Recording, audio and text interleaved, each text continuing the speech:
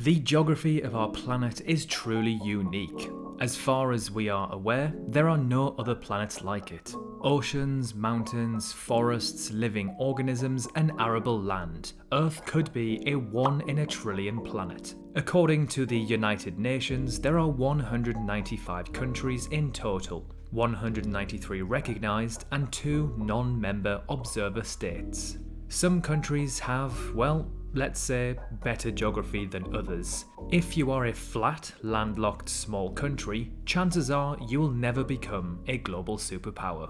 So in this video, we've got some of the most disadvantaged countries in the world based on their natural geography.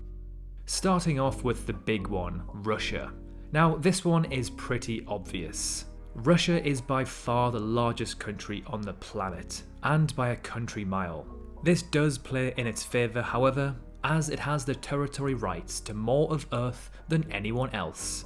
It can also claim all of the resources that are within its given borders. But being a country of this size does come with drawbacks. It borders 14 other countries by land, 2 of which have nuclear weapons. Being a country of this size means you have more land to protect. Let's say theoretically Japan decided to attack Russia from its east. It would have to mobilize its entire army from around the country to protect its eastern border, which is not an easy job given the amount of heavy, bulky armored vehicles Russia has. And despite Russia being by far the world's largest country, it doesn't have the greatest access to the world's oceans. This prevents it from becoming a global maritime superpower. The Black Sea, which Crimea sits in, is also surrounded by NATO and EU countries. Due to Russia's freezing cold climate during many months of the year, it only has access to 2 warm water ports. A warm water port, by the way, is a port that does not freeze or contain ice. To compound this problem with Russia's ports is that in order to protect naval power, Russia must pass through waters controlled by NATO or NATO-aligned nations. And finally, there is a region outside of Russia that seriously hurts Russia. It is the Great European Plain. Quite simply, to the west of Russia is their biggest enemy, Europe and NATO. This region of Eastern Europe is predominantly flat, making it an easy target for a land invasion. If Putin had one geographical wish, it would likely be to give Ukraine a Himalayan-style mountain range. Indonesia. Indonesia is not a solid chunk of land like the US, Canada, India, China or Australia. It is an archipelago and by far the largest of its kind. Even today we are unsure of just how many islands belong to Indonesia. There are roughly 17,000 in total, of which 6,000 are inhabited. This means that for many of the population, waterways are their only source of transport, which are nowhere near as efficient as road or rail networks.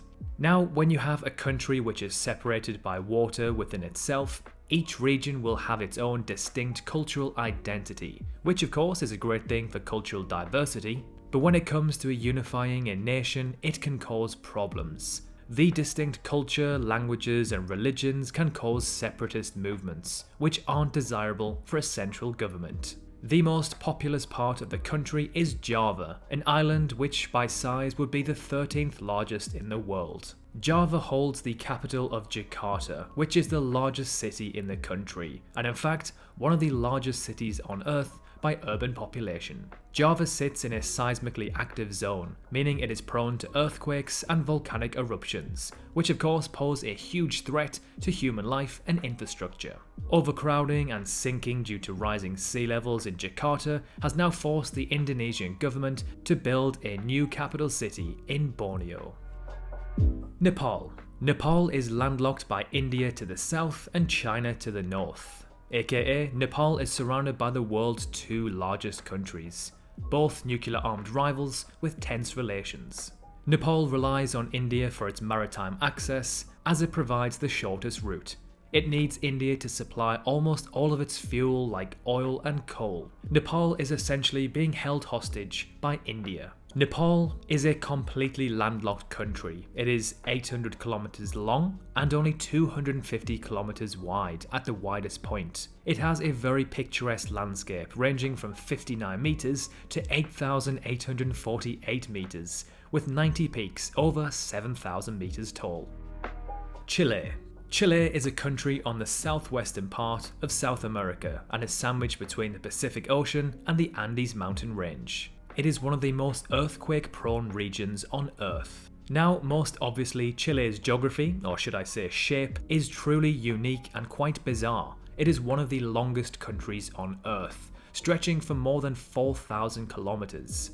And yet, at its widest point, is only 350 kilometers, with the average being just 177 kilometers, which, for reference, is about the same distance as London to Bristol as the crow flies. Much of the northern part of the country is covered by the Atacama Desert. This means the country is covered on all sides by either the desert, mountains, or the Pacific Ocean, making it really hard for the country to trade. In spite of all these disadvantages, Chile is actually the most prosperous and one of the most stable countries in South America. In sum, this is part due to its isolation from other unstable countries on the continent. Uzbekistan. Uzbekistan's geography, well, sucks. Let us explain why. It is one of the 2 double landlocked countries in the world. This means it is a landlocked country whose neighbours are also landlocked. In order to reach open sea, it has to cross at least 2 international borders. 80% of its area comprises of deserts, and the remaining areas are mostly mountains. It has a very limited source of water, and the country is in an earthquake zone. Its climate also makes life difficult for its people. The average temperature in summer can be 40 degrees Celsius. However, in winter, it is more like -2 to -40 degrees Celsius. And to be honest, this isn't just limited to Uzbekistan. Pretty much all or most of the Stan countries in Central Asia face the same issue. It is a difficult place to live in terms of geography, and its former owner Russia sits just north of them. And with Putin's invasion of Ukraine, these countries should be watching cautiously. Poland.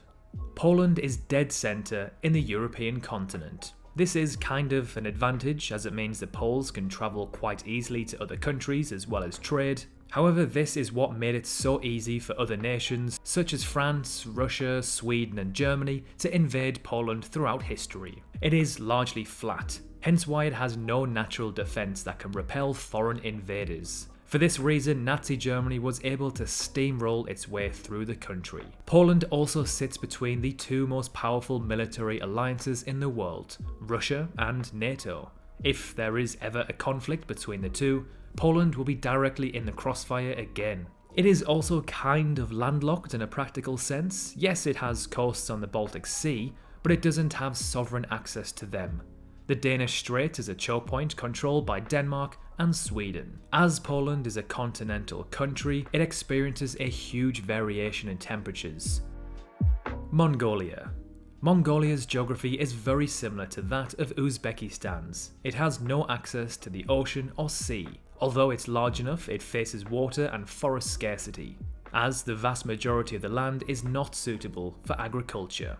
It has very harsh summers and winters, and around 1/3 of the country is desert. It is sandwiched between Russia and China, 2 nuclear-armed potential superpowers, and sits in an undesirable, almost forgotten part of the world. Lesotho. Out of all the other landlocked disadvantaged countries, this African country has a special disadvantage, as it is surrounded from all 4 sides by another country, South Africa. If they decided to block its way to sea or block the supply of goods in and out of the country, they would have no other way.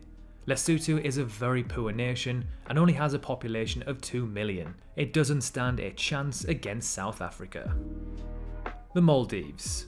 Not only is being landlocked a disadvantage, sometimes being in the ocean or sea can be dangerous too. The country of the Maldives, composed of hundreds of islands which lie in the southwest of the Indian shores and the Indian Ocean, it is completely out in the open ocean, meaning it is an easy target for an invader. As beautiful as the Maldives is, it is one of the lowest lying countries in the world, with an average height of just 1.5 meters above sea level. The UN Environmental Panel has warned that if the rise in water levels continues at the current rates, the Maldives will be uninhabited by 2100. Bangladesh. Even though Bangladesh is a rather small country by land size, in fact the 94th largest, it is one of the most populous countries in the world. Bangladesh is sitting on a time bomb of natural disaster. The possibility of an 8-inch rise in the sea level in the Bay of Bengal by 2030 would devastate more than 10 million people. The partial melting of Greenland ice alone over the course of the 21st century could inundate more than half of Bangladesh. It is the most likely spot on the planet for the greatest humanitarian catastrophe. While the worldwide population growth rate continues to drop, the population rate of Bangladesh is only increasing. The eastern part of the country receives tremendous rainfall. The Ganga River enters from the northwest after travelling through half of India in its most polluted form. On the other hand, the northernmost districts of the country suffers severe droughts. Due to illegal deforestation, the Ganges is causing massive soil erosion, which is another major problem. So, the size of the land is decreasing and the population is increasing. Bangladesh is also prone to severe extreme weather, such as typhoons and earthquakes, and as Bangladesh is a developing, poor, extremely densely populated nation, these disasters can cause monumental structural and human damage. Quite frankly, most countries on Earth are disadvantaged by their geography. Some are of course much worse than others. From our list today, which do you think has it the worst? If we missed any out, let us know which countries and why in the comment section below. Thank you for watching. Remember to subscribe if you haven't already. It is completely free and you can always unsubscribe at the click of a button. Thanks again for watching and we will see you very soon in the next video.